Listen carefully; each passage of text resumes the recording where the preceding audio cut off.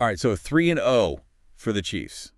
Another win. You'd think everything is perfect in Kansas City, right? Yeah, another day at the office, right?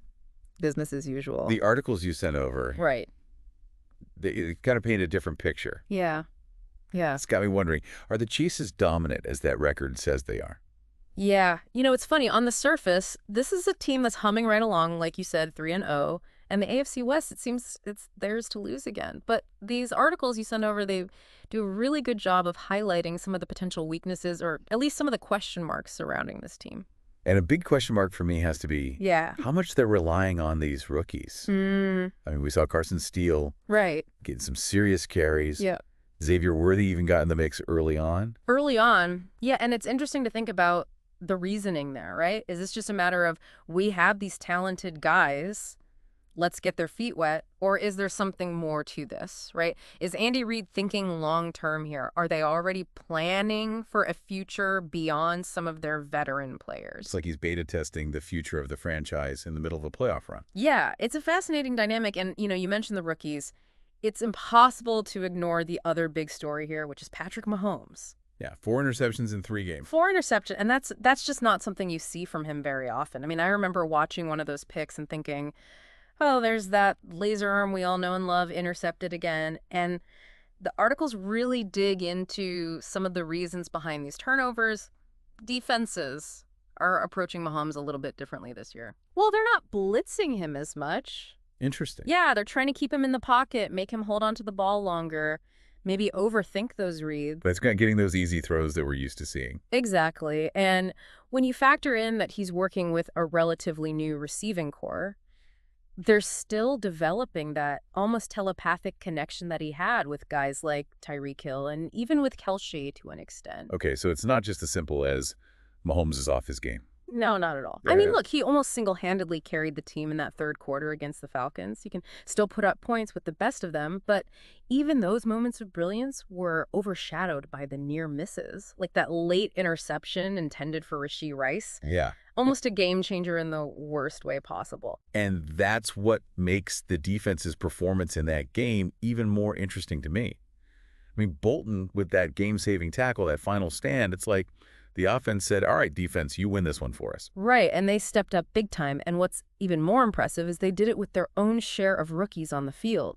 Felix Anudike-Uzomah forcing that fumble that was huge. So we got rookies contributing on both sides of the ball. Exactly. It's almost like we're watching this weird changing of the guard in slow motion. Yeah. You've got the established stars still carrying a lot of the weight, but these young guys are ready to make their mark. It's like this balancing act, almost like they're on a high wire. Absolutely. And I think the biggest question is, can they keep that balance all season long? You know, it's crazy. We always say defense wins championships, but I don't think I've ever really thought that about the Chiefs before. Right. It's always felt like with them, it's can the other team even come close to outscoring them? Exactly. And even in this game, Mahomes had his moments, especially in that third quarter.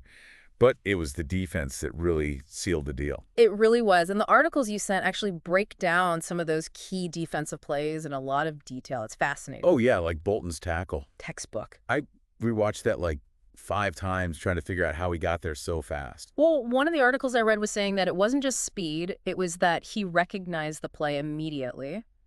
Something about the Falcons formation, and he just knew it was a screen pass, and that allowed him to get a jump on the play and completely cut off the receiver. See, that's what I love about these deep dives we get past just watching the highlights and actually understand the strategy behind these big moments. Right, and it wasn't just Bolton either. Chamari Connor's interception. Another rookie. Exactly, another rookie stepping up big time, and that pick was the result of some really smart coaching from Spagnolo. Apparently, he's been stressing turnovers all through training camp and practice, really drilling it into these guys. So we've got the rookies making plays on offense and defense, a defensive coordinator with a clear vision. I mean, is this a whole new era of Chiefs football we're seeing here? Well, that's the question, isn't it? I don't think there's an easy answer. I mean, you still have Mahomes at the helm, and we've all seen how he can elevate an entire team. He's like that one puzzle piece that makes all the others fit. Exactly. But even Mahomes needs time to adjust to new teammates. He has to build that connection with his receivers, especially now that defenses are playing him differently, taking away those quick reads, those easy throws. So it's not just about plugging in talent, it's about building that chemistry, that unspoken communication on the field. Right, and on top of that, you have to consider whether the rookies can handle the pressure as the season goes on. It's one thing to have a few great games early on, but can they maintain that consistency week after week? That's what separates the good teams from the great teams. So much rides on their young shoulders. It does, and let's not forget the defense, they were phenomenal in this game, but can they keep that same energy up all season long? Because if they can consistently make those game-changing plays, Then the Chiefs become a very dangerous team. a very dangerous team. And I think Yeah. that's what makes this season so fascinating. We're used to the Chiefs being this offensive juggernaut, but now we're seeing a different side of them, a team that might have to win in a different way. And I gotta say, I'm kind of loving the intrigue. So it really feels like we're watching the Chiefs figure out who they are this year, right? It does, doesn't it? I mean, we've been talking about these rookie standouts and this new defensive energy, but they've still got Mahomes. They've still got that core of veteran leadership. It's like they're trying to blend two different recipes into one championship caliber dish. Exactly. And the big question is, can they do it? Can they find that perfect balance while still competing at the highest level? Because we both know the AFC is no joke this year. No joke at all. Mm. So what do you think after all this? Are you optimistic? You know, it's funny because if you had asked me that before this game, I probably would have said, yeah, the Chiefs are going to figure it out. They Right. always do. Yeah. But this game, this weird win, it's got me thinking. In a good way or a bad way? I don't even know if I'd call it good or bad. It's more like exciting. You know, it's like we're seeing a new side of this team, a side we didn't even know existed. A team that can win with defense. Exactly. Or a team that needs to rely on its defense more than it has in the past. I mean, imagine that a Patrick Mahomes-led team winning games because of its defense. It's kind of mind-blowing when you put it like that. It really is. And that's why I think this season is going to be so much fun to watch, because we have no idea what's going to happen next. Are the Chiefs going to go back to outscoring everybody? Are they going to become this defensive powerhouse?